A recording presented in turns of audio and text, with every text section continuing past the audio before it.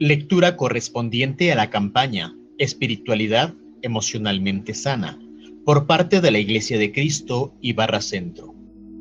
Dirigir una familia de la Iglesia como mi propia familia. Se requiere un gran coraje para iniciar el examen de su propia familia de origen con alguna objetividad. Sé que fue extremadamente difícil para mí comenzar a descubrir debilidades en nuestra familia italiana. Las lealtades llegan muy profundo e indagar sobre normas familiares no explícitas que se remontan a generaciones se siente como una traición. Sin embargo, una vez que comencé esta jornada, se hizo evidente cómo mi pasado impactaba negativamente la familia de la iglesia que dirigía. Encontré 3 áreas mayores de impacto. Primero, a lo largo de mi niñez, yo había sido, junto con mis hermanos, el confidente de mi madre, que parecía muy infeliz en su vida y matrimonio. Pasé muchos de esos años deseando nada más que ella encontrara el gozo y la felicidad que mi padre parecía haberle quitado. Era como si hubiera sido su amante padre, soñando con el glorioso momento cuando ella creciera y llegara a ser feliz para siempre. Había hecho mío un sentido de responsabilidad a la hora de arreglar todos los problemas de la familia. Me había acostumbrado a ese papel, y cuando me convertí en pastor, ello encajaba a la perfección. Ahora solucionaría las dificultades de todos los demás y haría mejores y más felices sus vidas. Aprendí mucho sobre cómo atender y escuchar a otros a través de mi familia, pero sabía poco de cómo permitir que otros se ocuparan de mí y cómo cuidarme a mí mismo de manera apropiada.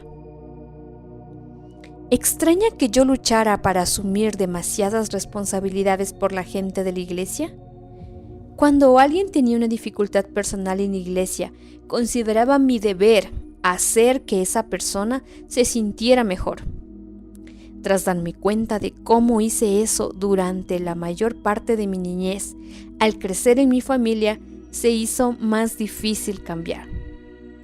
También fui capaz de pasar una semana de 5 días y 40 horas de trabajo, permitiendo que el resto de la iglesia funcionara de la forma más balanceada. Segundo, mi padre, un panadero que amaba su trabajo, había mantenido su familia desde que tenía 12 años cuando súbitamente murió su padre durante la Gran Depresión. Su trabajo era su vida. Lo hacía intensamente y era uno de los mejores panaderos italianos de la región de Nueva York. Su meta, para sus 4 hijos, era que obtuviéramos la educación superior que se le negó a él. De manera que me transmitió una imperiosa pasión por el trabajo, ser el mejor para triunfar en América. Comencé mi matrimonio con poco tiempo para el esparcimiento y la familia. Mi trabajo también se convirtió en mi vida. Pienso que habría sido lo mismo si hubiera incursionado en la medicina, en las leyes, en la enseñanza o el liderazgo de la iglesia. Donde quiera que iba, seguía sus huellas. Transmití al liderazgo de nuestra iglesia una incesante pasión por crecer más, ser más fuerte y mejor cada año. El ritmo era agotador, en gran medida como mi papá. Lo atribuía a las oportunidades del reino de Dios para expandirse. De hecho, buscaba encontrar valor y méritos en la iglesia, no en Cristo. En el proceso descuidé a las personas más cercanas, en gran medida como mi padre.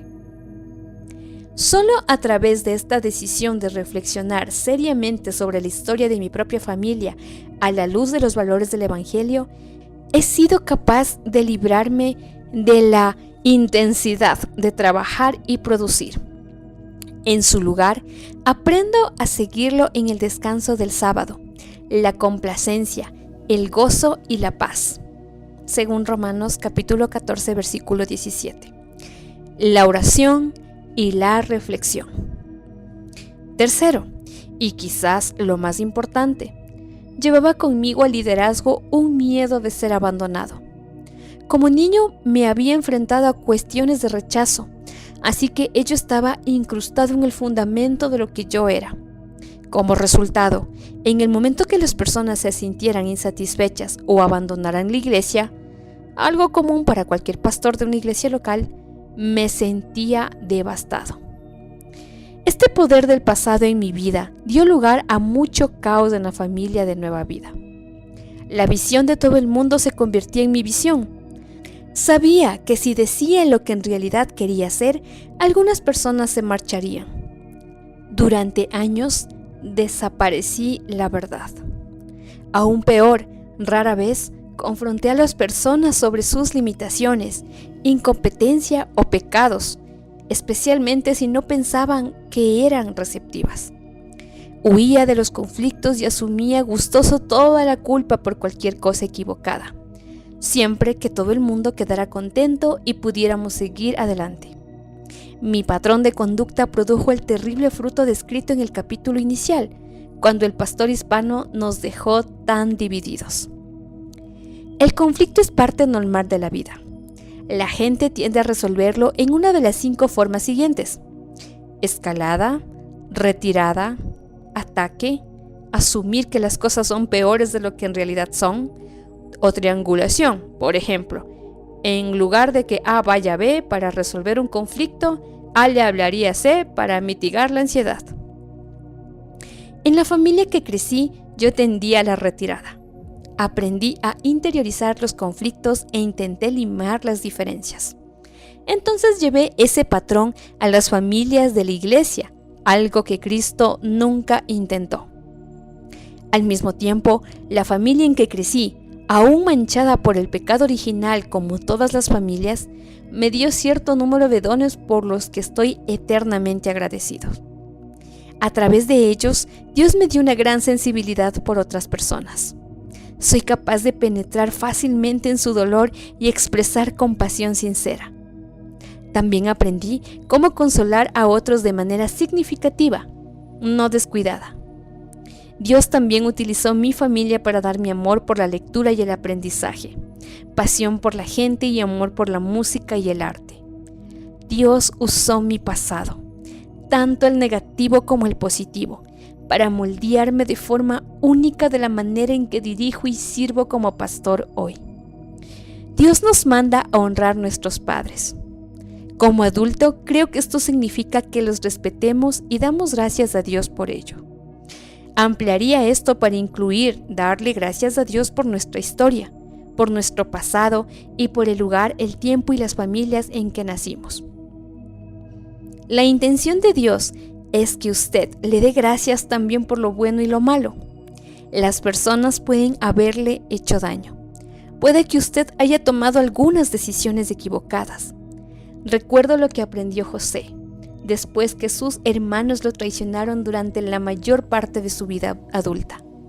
Vosotros pensasteis mal contra mí, mas Dios lo encaminó a bien para hacer lo que vemos hoy, para mantener en vida a mi pueblo. Génesis capítulo 50, versículo 20. Querida familia Iglesia de Cristo y Barra Centro, les agradecemos por acompañarnos día a día en estas lecturas que han sido de bendición. Les invitamos a que revisen el siguiente tema. Recuerde cuánta gente está en la mesa. Un abrazo para cada uno de ustedes. Bendiciones. Tomado del libro Una iglesia emocionalmente sana, de Peter Scazzero, Editorial Vida.